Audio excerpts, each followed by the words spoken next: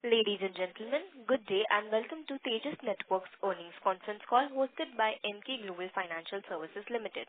As a reminder, all participant lines will be in the listen-only mode, and there will be an opportunity for you to ask questions after the presentation concludes. Should you need assistance during the conference call, please signal an operator by pressing star then zero on your touchtone phone. Please note that this conference is being recorded. I now hand the conference over to Pranav Kshatriya from Emkay Global Financial Services Limited. Thank you, and over to you, sir. Good evening. I would like to welcome the management and thank them for this opportunity.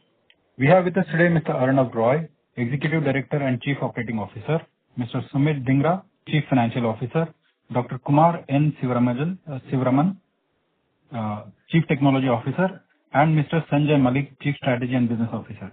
I shall now hand over the call to the management for the opening remarks. Over to you, sir. Thank you. Hello. Good evening, everyone, and welcome to Tejas Networks Quarter 2 earnings call.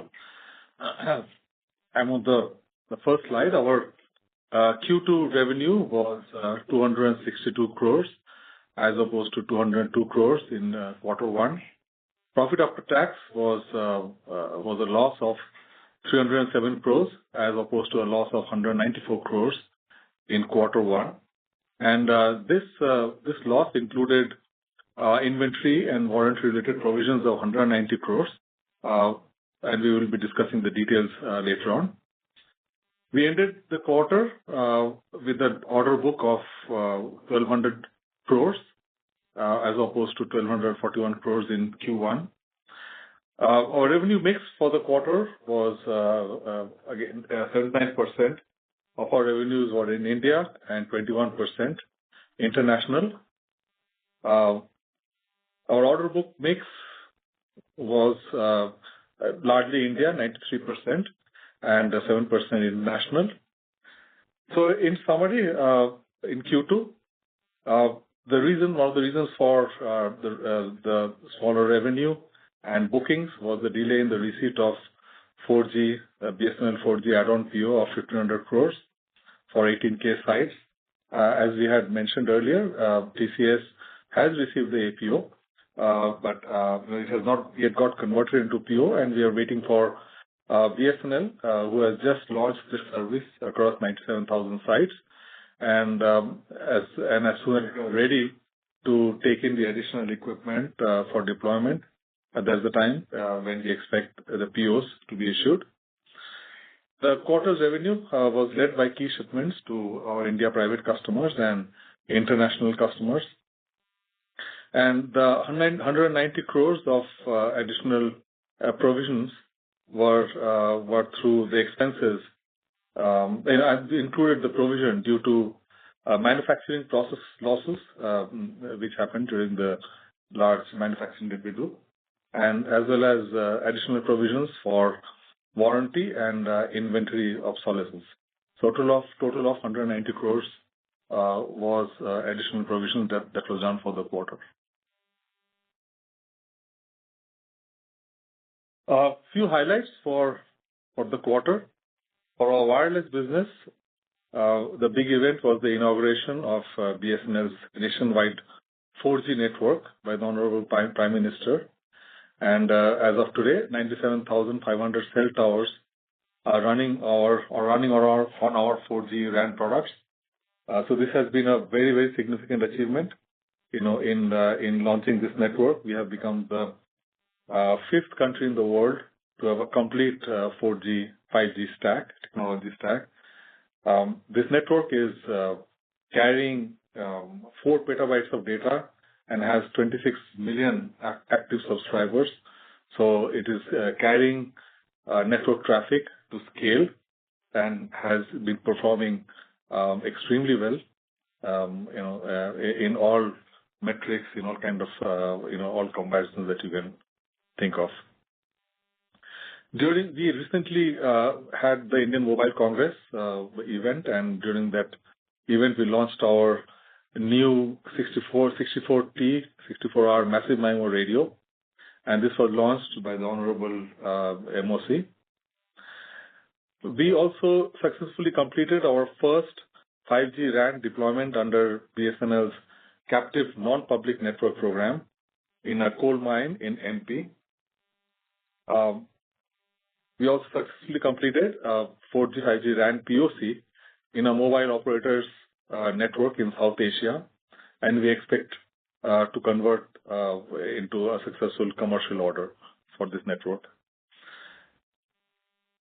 We also started multiple POCs, which are ongoing, and other engagements with multiple domestic and international operators for our 4G and 5G radios.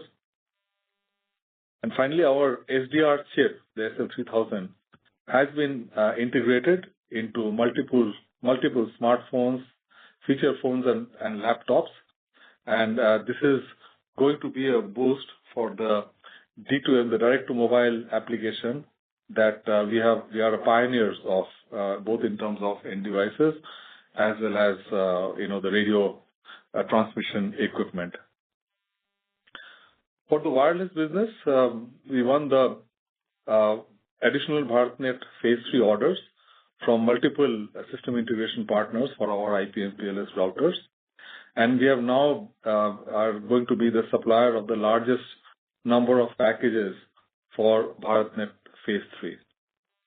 We launched our state-of-the-art 1.2 terabits DWDM transmission system product at the Indian Mobile Congress.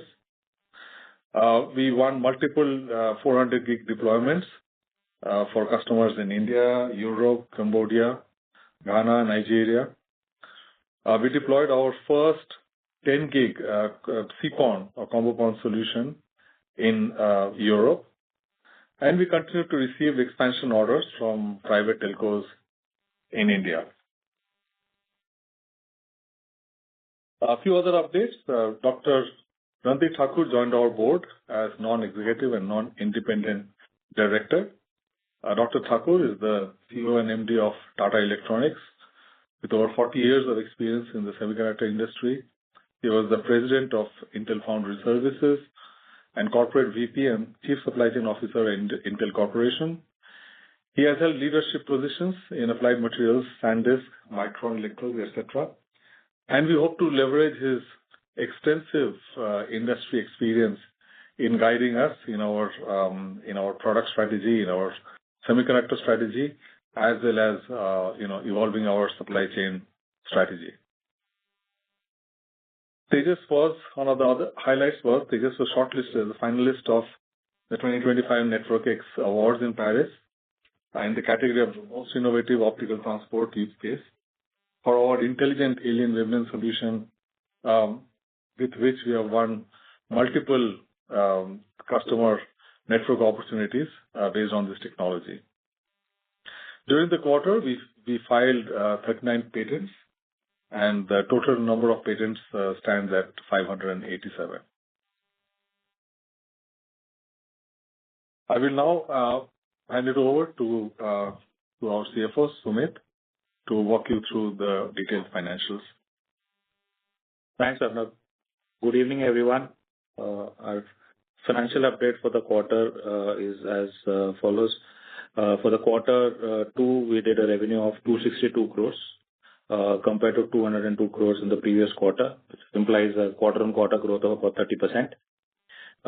EBIT for the quarter was negative 394 crores compared to 232 crores in the previous quarter, and PBT of negative 473 crores compared to 297 crores in the previous quarter. I think some of the profitability figures are impacted with the provisions and charges that we've incurred during the quarter, as Arnab briefly mentioned in the initial section. Adjusting for those expenses, EBIT would have been negative 205 crores and PBT would have been 285 crores negative. These expenses that we're talking about primarily consist of two buckets. One is provisions for inventory obsolescence and write down of about 145 crores, which is mainly on account of certain manufacturing processes losses, design changes, and so the other related matters, and warranty expenses or warranty provisions amounting to 44 crores for the quarter, determined on the basis of potential fault rates, repair requirements, etc., based on what we see in the field. Moving on to the next slide, which talks about key balance sheet items. Inventory for the quarter, or at the end of the quarter, stood at 2,383 crores. It has come off slightly compared to the previous quarter, and it will be converted to finished goods and shipped in the upcoming months. As we've explained in some of the earlier calls, we've taken advance inventory action in anticipation of some of various large orders, and hence the inventory number is high.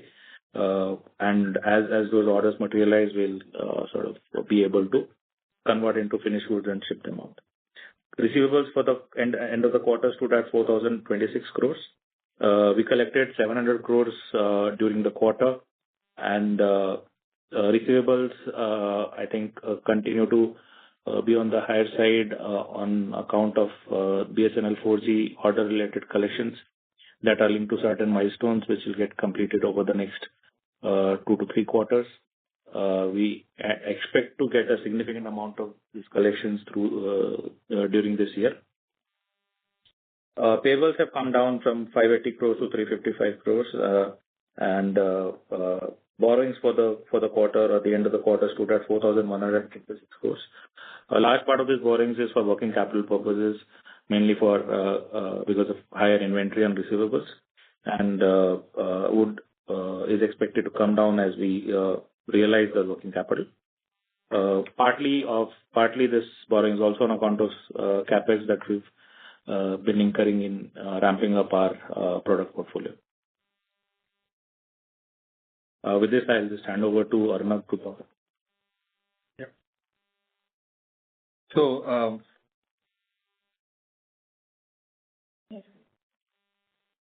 So to conclude, our long-term outlook remains positive. We are very bullish about the company's future business.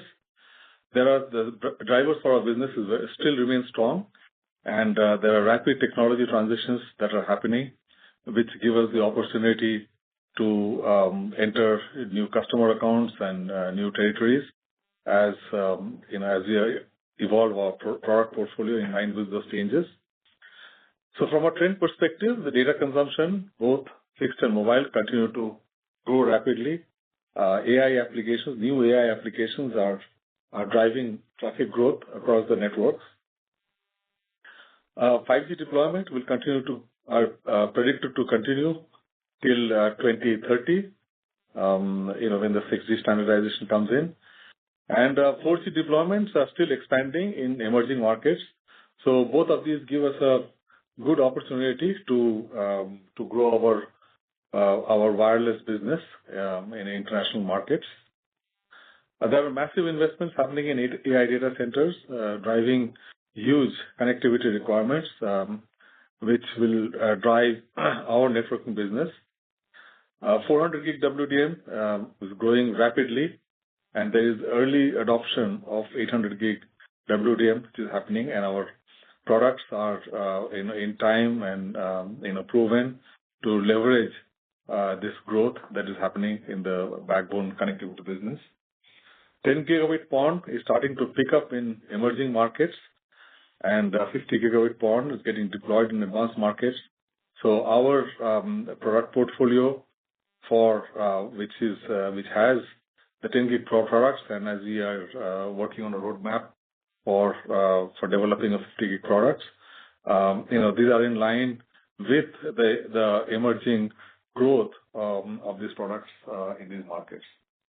And we continue to invest in our product development and sales expansion.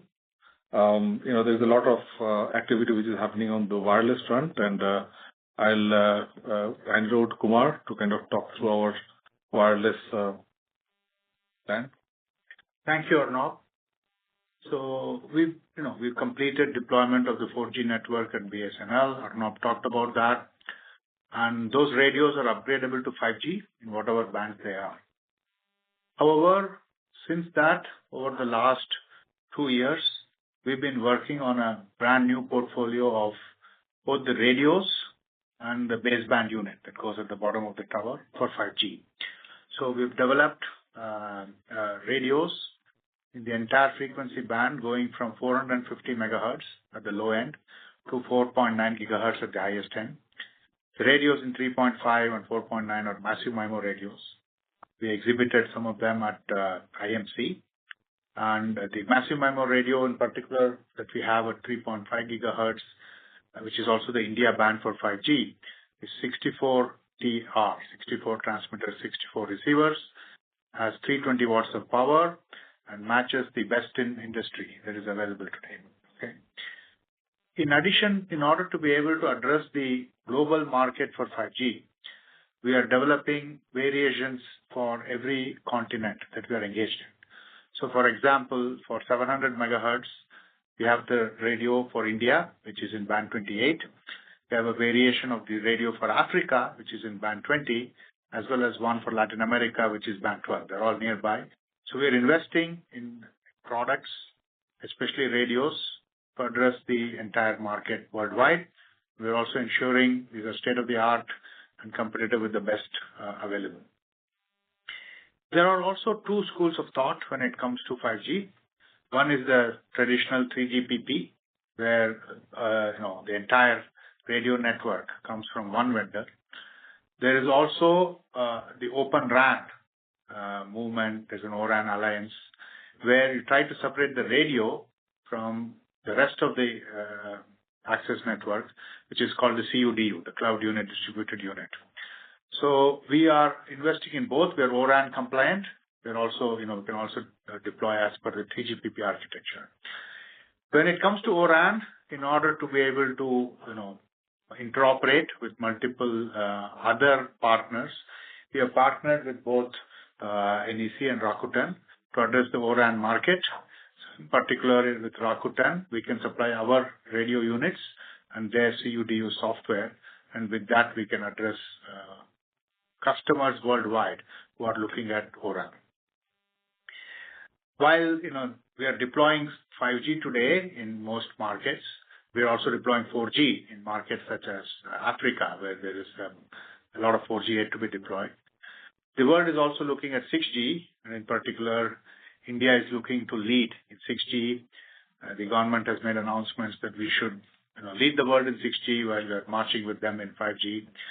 So to participate in this, we have been active in the standardization bodies around the world for 6G.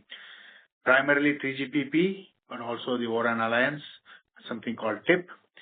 We also participated in ITU along with the rest of the India delegation. And here we are trying to understand the thinking around 6G from the rest of the world, including other OEMs, other operators. We have our own contributions to achieve the goals of 6G that have been set out, which includes ubiquitous connectivity, use of artificial intelligence, integrated sensing, and we are also developing our own intellectual property in these areas. And we will, our goal is to have a 6G product as early as possible in line with the the rest of the market and not lag there. So I will close there and hand it over to Arnav. Yeah, so international engagements, we are engaged in markets, particularly in the developed markets, with the Open RAN architecture with our RUs, with our partners, NEC and Rakuten. We're also engaged in developing markets for a full 4G and 5G solution, which includes Africa, Asia, rest of Asia, and Latin America. And we are seeing traction for our solutions, both 4G, 5G, and Open RAN in these markets. Thanks, Kumar. I also mentioned the huge data growth that is happening, which is driving the expansion of the backbone networks. And as I mentioned, that we are winning a lot of 400 gig deployments, which are peaking right now. And as we speak, we also expanded our portfolio with 800 gig and 1.2 terabit product launches. And we look forward to leveraging the transition and growth in that market when the technology evolves, to 800 gig and 1.2 terabit. We are also investing in evolving our data center interconnect products to leverage the interconnect growth that is happening because of the massive investment in AI data centers. And in our optical products, we had several strategic wins in Europe, Africa, and Asia for our optical products, and this gives us a momentum for our international business expansion. So in summary, we continue to invest and we continue to remain bullish about our future, based on the trends that we see across the business, across the customers, and the technology trends that we see. So with that, we come to a close of our opening statements, and we can open the floor for Q&A. Thank you very much. We will now begin the question and answer session. Anyone who wishes to ask a question may press star and 1 on their touchtone telephone. If you wish to remove yourself from the question queue, you may press star and 2. Participants are requested to use handsets while asking a question. Ladies and gentlemen, we will wait for a moment while the question queue assembles.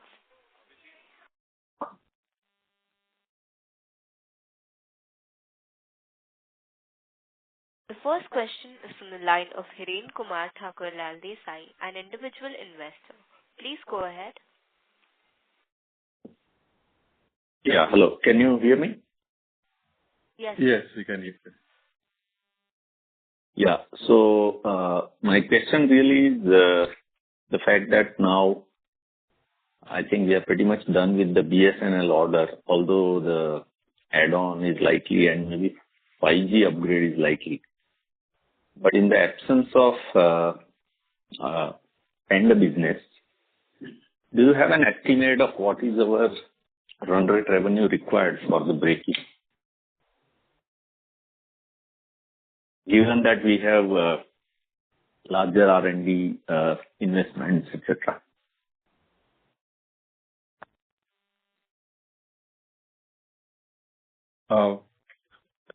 So as of now, we don't have data to discuss in that front about what is the break-even number. Okay. The second question is... No, go ahead. Yeah. Yeah, the second question is, are we likely to get these orders in current financial year or mostly likely to spill over? As of now, yeah. I think, as you know, we have taken a lot of proactive action in building the inventory and in the components as well as some of the finished goods. And we know that the TCS has received the advanced purchase orders, and we expect, as soon as BSNL is ready to expand the network, I think this purchase orders will come, and we are expecting it in this financial year. All of it will not get shipped in this financial year based on when the PO comes, but yeah, we are expecting the PO to come in this financial year. And now that we have deployed 4G, are we sort of in the stage of POC or something of that sort, either with private operators or outside of India? Yeah. I'll answer that question. Yeah, hi, Sanjay. So definitely, yes, with the current... Hiren, could you mute your phone? I think there's a lot of background. Yeah, I will. Yeah. Yeah, Hiren. So with the current portfolio which we have and whatever we are developing, which Dr. Kumar covered, yes, we are engaged with quite a few operators outside India, also in the international market, and Definitely, yeah. All these engagements go through multiple technical discussion and maybe POC. So with that, we are expecting some closures with the international operators also going forward. And also what we're seeing is that it is a little longer cycle from the time of initial engagement through the technical discussions and kind of a thing. But quite a lot of engagements are in the fairly advanced stages as well.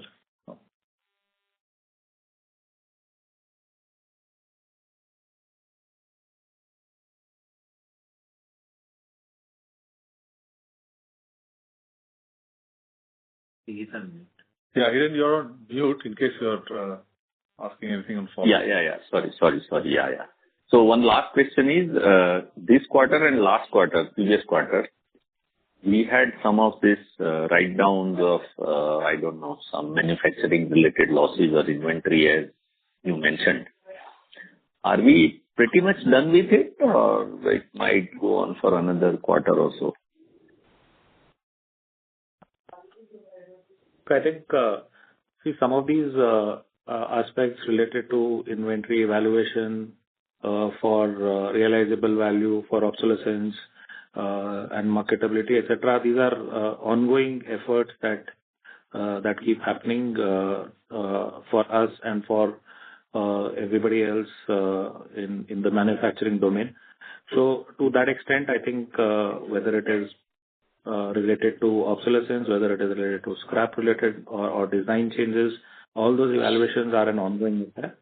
I think to some extent where they are manufacturing related or process related losses, these typically have been on account of the large manufacturing that we undertook over the last few quarters, and that I think is something that we don't expect to have recurrence of that in large numbers. But other than that, I think the ongoing efforts on ensuring that we reflect the true picture of inventory is something that as a policy would continue going forward. Okay. Thank you. Yeah, that's it. I'm done. Yeah. Thank you very much. The next question is from the line of Vidhan Kumar from Chanakya Capital. Please go ahead. Yeah, hi. Can you hear me? Yes. Yes, sir. Yeah. Just wanted to ask, is Tejas capable enough, or does it plan to make itself relevant in the whole process or value chain of data center building? And on the lines of the same question, TCS announced a $4 to $5 billion of investment in data center. So can we assume that Tejas is going to get some of the revenue slice from there? So I think, first of all, let me explain where are we, which part of the data center business is connected to our products. So we don't build data centers. We don't build the equipment that goes inside the data centers, whether it's the AI data centers consisting of GPU, areas of GPUs or high-end servers and all. But what we do is these data centers are distributed, across nations, across globally, and they require a very high bandwidth connectivity between data centers and also from users to those data centers, right? And what we are also seeing is that these AI data centers, given the amount of consumption of power and other infrastructure, I mean, they are kind of getting built in a distributed fashion in clusters, and they also require very low latency, high bandwidth connectivity between data centers, and that's where we come in. We build the connectivity equipment, the networking or the transmission equipment, which provide this low latency and very high bandwidth connectivity between data centers. So yes, as the data center market grows, our business will benefit not because we build the data centers or the equipment inside, but the connectivity that is required between data centers or between the users and data centers, that's where our business will grow as a result of the expansion of the data center market. So The question of TCS investing in data centers, yes, I mean, a similar kind of opportunity will come our way. I mean, and we have to obviously compete for those opportunities. But as TCS builds those infrastructure, yes, the connectivity requirements will create an opportunity for our products and business. And yes, we have to compete for it, but that's going to be a strong opportunity for us as well. Okay, just a follow-up question. So in case of Tejas awarding this communication, Tejas awarding this, is the chance that you need to compete with the likes of Cisco, or is it something that is automatically understood that this would directly go to Tejas Networks? No, there is for the TCS investment you meant? Yeah, in that part of it. Yeah. I mean, it's not. No, I think nothing comes out. We are all, independent companies, and on top of that, we are related parties. So I think no business really comes automatic. We have to compete for it, and we have to make sure our solutions are on par or better than competition.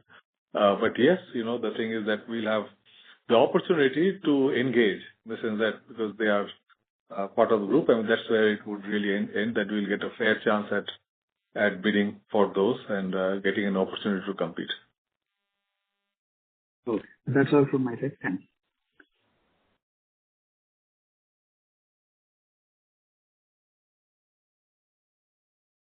Thank you very much. Participants who wish to ask a question may press star and 1 at this time.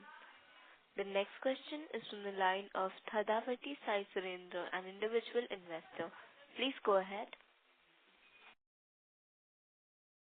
Hello, sir. Yes. Hello, sir. Okay. Hello, sir. Good evening, sir. Yes.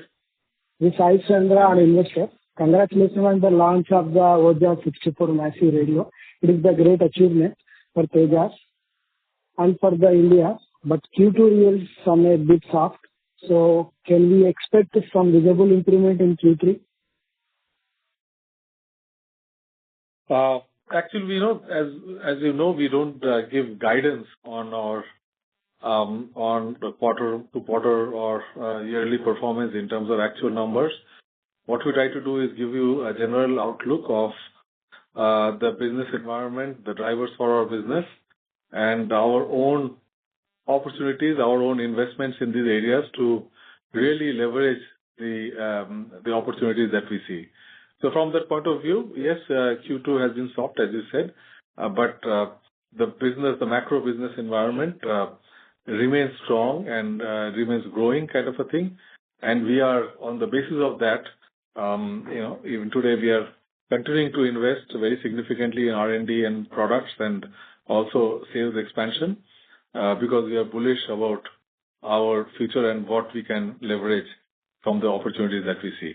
So I think that this probably gives you an indicator of what we see, where we see the future of our business, without getting into very specific quantification of future quarters or yearly performance. Okay, sir. Thank you.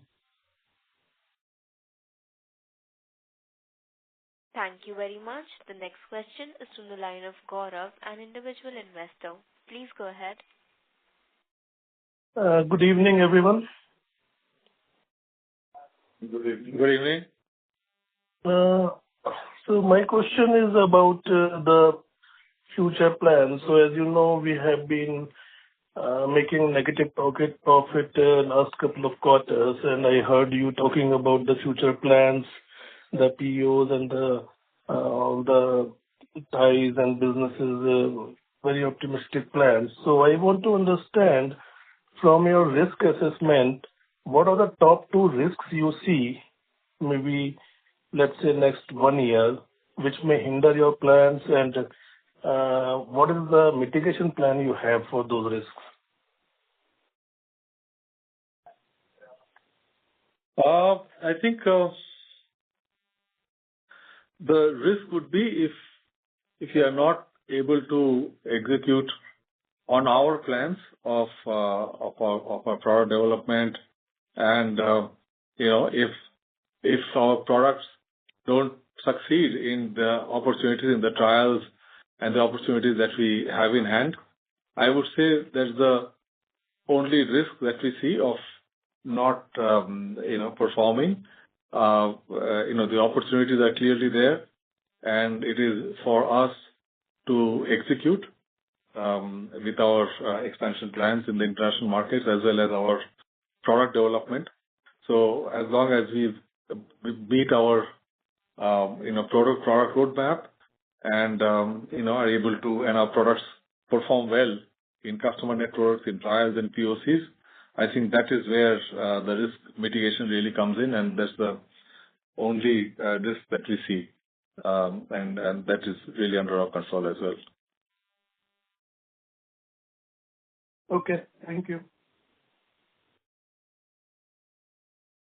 Thank you very much. The next question is from the line of Amit, an individual investor. Please go ahead. Good evening, sir. My question is that what margins we play? This write-offs and all the things which are coming after the execution, we are in profitability or loss? Sir, you're talking in context of this quarter, or is that a generic question? I'm not able to follow. Every order. In every order when we execute, what margins are coming, and after all costings and on net profit. I'm asking about the net profit. The last 3 years you are having good profits, but in last 3 quarters you have write down around 600-700 crore rupees. So you are talking about that the inventory, after inventory countdown, that's why I am asking this question.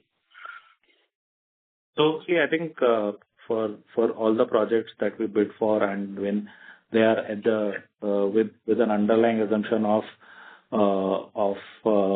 reasonable profitability, I think we don't get into specific project level profitability disclosures. But if you look at our material margins as per the disclosed statements, that would give an indication of where the project level profitability, or if you look at gross margin disclosures that we do, that will give you an idea about the project level profitability. I think what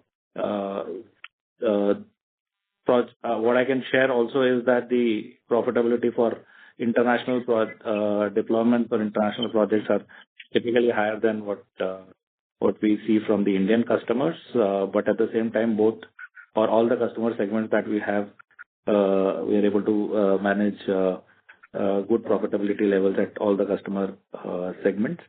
I think to your point on the recent quarters where the provisions and charge-offs have been made, I think this is also has to be looked at in context of the large magnitude of orders that we executed in the previous year, right? And also some of the initiatives that we undertook, as we explained a couple of quarters back, also as we are coming off from that large project execution.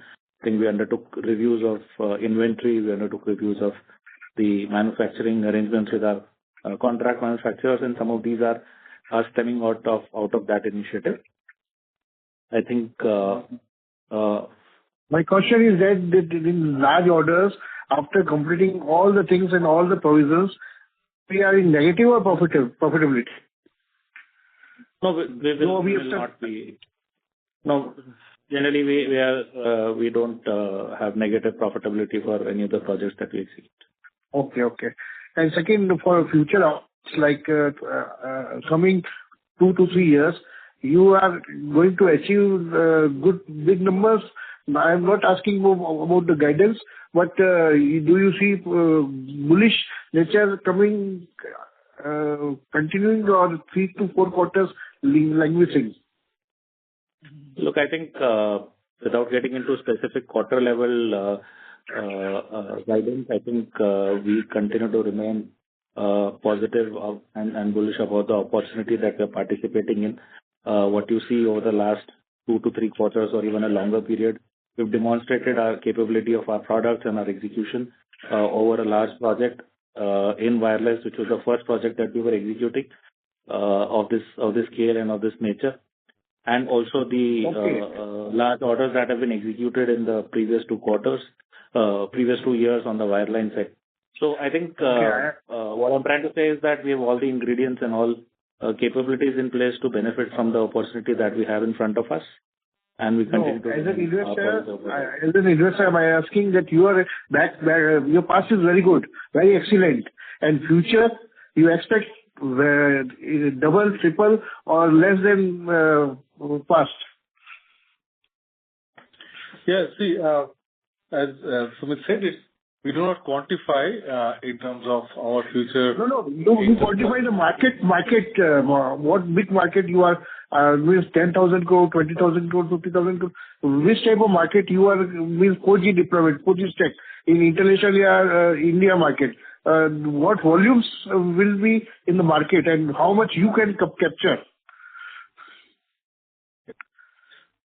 So I think broadly speaking, both wireless and wireline segments are upwards of $25 to $30 billion of annual opportunity globally.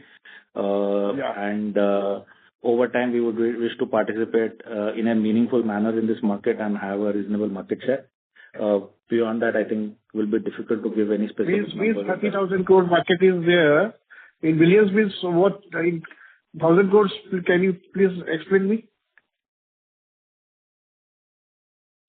Sorry, come again? You can elaborate this 30 billion into 1,000 crore. How much 1,000 crore rupees market is there? 30 billion. 30 billion is it's 1 lakh, 2 lakh crores roughly. And you can you have expectation of 10 to 20%, 30%. Which your scenario you make something in your company's means any target you have saturated cap, we have 25% market cap. We are means in world there are 6 companies like Tejas, Nokia, Ericsson. They are very means we are a very new company, but we are in what share we can get and what marketing is set, so we can get this type of this percentage of market. Yeah. So basically, yes, there is a large market side, especially for this wireless market and even for wireline market. Now, on the wireless, basically, as you know, that the BSNL project we started about two years ago, and we have entered into that, and then now we are into kind of some of the global opportunities also. So I think maybe difficult to give a specific number of market share as of now, but definitely we will be growing in the international area. Actually, as an investor, we want to stay invested or not. We have to decide. In 3 or 4 quarters, I'm not saying that 1 quarter, 2 quarter, 3 quarter, 4 quarter. In next 2 years, 3 years, we remain invested and we want to foresee that we would be there. If we would be not there, why we are invested? So we have to take a chance. So some numbers, some data that this is the market like 2,000, 50,000 crore. Then we are executive. We are very good in the execution. We are very good in 4G stack, 5G stack, research. You are launching new products. But why selling is not come? That is the main motto. Okay, our company sells. Our company get 20%, 30% share. That is an achievement, and so investor can be sticking to your company and ownership maintained. Every quarter we have lost, we are not having any percentage of market share. Yeah, your pipeline. What is the exact pipeline for next 3 years? Yeah, next 2 years. Any data you have to share to us as an investor. We want to get the data in 3 years pipeline. What's the number? If there is no number, there is only this talks, and we are getting evaporated. Some policy has to be changed. Yeah. So we don't give 3-year pipeline now. We all share the order book as it exists, and that's the number. In previous Concall, you have given that order book which has TCS PO, and nothing you have shared. Nothing you have shared for biology PO or advanced PO or any numbers. You have not shared anything. You are only sharing gimmicks. These are the market gimmicks. Please, as a company investor, minority investor, we want to know what is going on in the company.